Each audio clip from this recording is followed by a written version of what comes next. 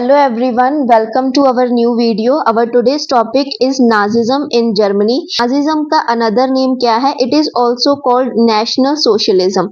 और ये किसकी लीडरशिप के अंडर डेवलप हुई थी आइडियोलॉजी? अडोल्फ हिटलर की लीडरशिप के अंडर। जैसे हमारी फेसिज्म आइडियोलॉजी थी, ये भी उसी तरह एक एक्सट्रीम आइडियोलॉजी है। So it is an authoritarian ultra nationalist ideology that developed in Germany after the first world war. जो फेसिज्म आइडियोलॉजी थी वो कहाँ पर डेवलप हुई थी? इटली में डेवलप हुई थी। और ये नाजिज्म आइडियोलॉजी जर्मनी में डेवलप हुई थी after the first world war. ये जो नाजिज्म आइडियोलॉजी है ये किस चीज को एम्फेसाइज करती है? The very first thing is absolute loyalty होगी लीडर के लिए। लीडर को इन्होंने टर्म दी है fuhrer. We have to remember these terms. Then second is expansion of territory. इसके लिए टर्म दी गई है lebensraum. And then the third is racial purity and anti semitism. ये हम आगे डिटेल में भी पढ़ेंगे जब हम प्रिंसिपल आइडियल्स या फिर कॉजेस पढ़ेंगे कि अडोल्फ हिटलर का राइज क्यों होता है जर्मनी में। अगर हम नाजिज्म की बात करें तो इसमें सबसे इंपॉर्टेंट फीचर क्या है जो हमें याद रखना है? रेशियल सुपेरियरिटी, रेशियल प्योरिटी हम बोल सकते हैं, या and anti semitism. It combined the extreme nationalism, dictatorship, militarism and racial ideology, particularly the belief of superiority of the Aryan race. तो इसमें सबसे इंपॉर्टेंट फीचर किसे माना गया? रेशियल सुपीरियरिटी को। ये बिलीव था कि जो आर्यन रेस है वो सुपीरियर है बाकी रेसेस से, जो बाकी रेसेस हैं वो इंफीरियर हैं। और अगर हम एग्जिस्टिंग गवर्नमेंट की बात करें जो उस टाइम जर्मनी में प्रेजेंट गवर्नमेंट थी तो उसका नेम था Weimar Republic. We have to remember this name. The democratic government established after the war in Germany.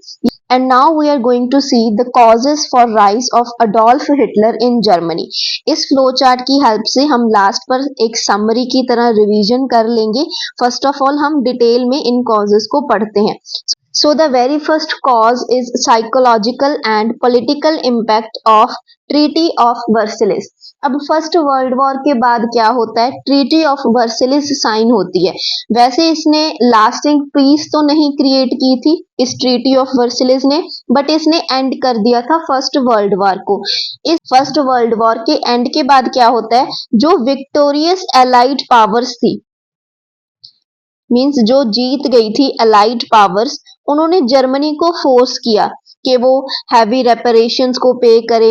War guilt accept करने के लिए बोला गया। उसकी जो कॉलोनीज थी, जर्मनी की कॉलोनीज थी, वो भी लॉस्ट हो गई। उसकी जो मिलिट्री थी वो भी रिड्यूस कर दी गई, जिसकी वजह से क्या होता है? जो लोग हैं वो डिससेटिस्फाई हो जाते हैं। लोग इस सभी चीजों से डिससेटिस्फाई हो जाते हैं और जर्मनी को वो क्या मानते हैं कि Germany was unjustly punished and dishonoured. So इसकी वजह से क्या होता है?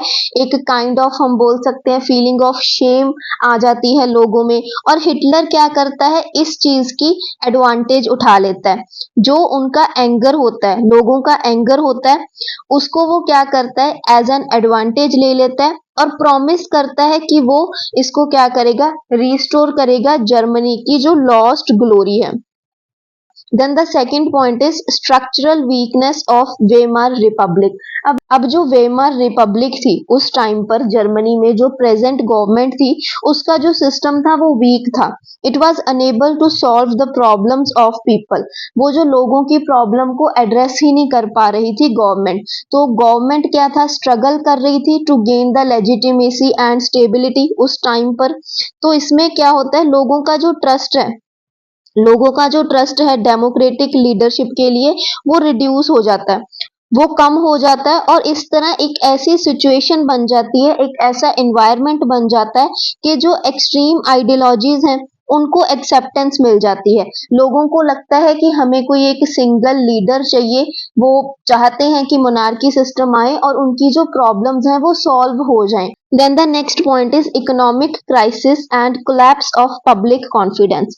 तो जो गवर्नमेंट का फेलियर होता है कि वो इकोनॉमिक इश्यूज को भी टैकल नहीं कर पाती। प्रॉब्लम्स कौन कौन सी थी? जैसे कि अनएम्प्लॉयमेंट, पॉवर्टी, सोशल डिस्ट्रेस था, जो इंडस्ट्रियल प्रोडक्शन थी वो भी डिक्रीज हो गई थी। ये सारी चीजें हमने फेसिज्म में भी पढ़ी हैं already. Even though the points are same. इसमें अगर हम नाजिज्म और फेसिज्म की बात करें तो डिफरेंस क्या है? फेसिज्म में हमें क्या देखने को मिला था कि जो प्रॉमिस्ड लैंड्स थी पीस पेरिस कॉन्फ्रेंस में, वो नहीं मिली थी। और नाजिज्म में हमने उसका कौन सा पॉइंट देखा है कि जो ट्रीटी ऑफ वर्सिलिस थी उसकी वजह से लोग डिससेटिस्फाई हो गए थे। बाकी जैसे कि वहां पर भी जो उस टाइम गवर्नमेंट थी वो लोगों के इश्यूज को टैकल नहीं कर पा रही थी, और इकोनॉमिक क्राइसिस भी हमने उसी में पढ़ा है। वही चीजें हम नाजिज्म में भी लिख सकते हैं। तो इसकी वजह से क्या होता है, ये प्रॉब्लम्स टैकल नहीं कर पाती वेमर रिपब्लिक, जिसकी वजह से लोगों का जो पब्लिक कॉन्फिडेंस है वो लॉस हो जाता है। और इसी तरह हिटलर क्या करता है, रिकवरी के लिए प्रॉमिस करता है। Then the next point is fear of communism and support from elites. तो रशियन रेवोल्यूशन से इंस्पायर होकर जो कम्युनिस्ट ग्रुप्स थे वो चैलेंज कर रहे थे एग्जिस्टिंग सिस्टम को। स्ट्राइक्स हो रही थी, अपराइजिंग्स हो रही थी। तो इसकी वजह से क्या होता है, कौन से लोगों में, कौन से ग्रुप में हमें फियर देखने को मिलता है? इंडस्ट्रियलिस्ट में और लैंड ओनर्स में। उन्हें था कि उनकी जो प्रॉपर्टी है उसका लॉस हो जाएगा, क्योंकि अगर कम्युनिस्ट ग्रुप्स का राइज हो गया, अगर सोशलिस्ट मूवमेंट्स आ गई तो प्रॉपर्टी का लॉस हो जाएगा। तो उन्हें, वो हिटलर को as the defender of capitalism देखते हैं और वो क्या करते हैं, सपोर्ट करते हैं नाजी पार्टी को। Then we have the next point, Hitler's leadership and propaganda. तो जो उस टाइम पर जर्मनी की स्ट्रक्चरल कंडीशंस थी उसने कुछ इस तरह अपॉर्चुनिटीज क्रिएट कर दी कि जो हिटलर की पर्सनल एबिलिटीज थी, जो पर्सनल उसकी क्वालिटीज थी, वो उसने उन सभी अपॉर्चुनिटीज की एडवांटेज उठा ली। वो एक इफेक्टिव ओरेटर था जो कि अपील करता था इमोशंस को, फियर्स को and aspirations of the masses. His speech include nationalism, resentment and promises of renewal. अब then use of violence, अब वो organized violence का use करता है। जो नाजी मूवमेंट थी वो सिर्फ solely persuasion पर ही रिलाय नहीं थी, वो ऑर्गेनाइज्ड वायलेंस का भी यूज करती है। Then weakness of opposition parties, they were divided and unable to present a united front against the Nazis. जो अपोजिशन पार्टीज थी वो यूनाइटेड नहीं थी कि वो नाजीज के अगेंस्ट खड़ी हो सके। So this lack of coordination, तो वो जो पार्टीज थी उनमें लैक ऑफ कोऑर्डिनेशन था, डेमोक्रेटिक फोर्सेस में लैक ऑफ कोऑर्डिनेशन था, जिसकी वजह से क्या होता है, हिटलर एक्सपैंड कर लेता है अपनी इन्फ्लुएंस को। Then we have the next point, political crisis. जो गवर्नमेंट थी वो अनेबल थी कि वो फंक्शन कर सके प्रॉपरली। जो उस टाइम पर गवर्नमेंट थी वेमर रिपब्लिक, वो प्रॉपरली फंक्शन नहीं कर पा रही थी। और 1933 में क्या होता है, हिटलर को अपॉइंट कर लिया जाता है as a chancellor of Germany. So these were the causes of rise of Hitler in Germany.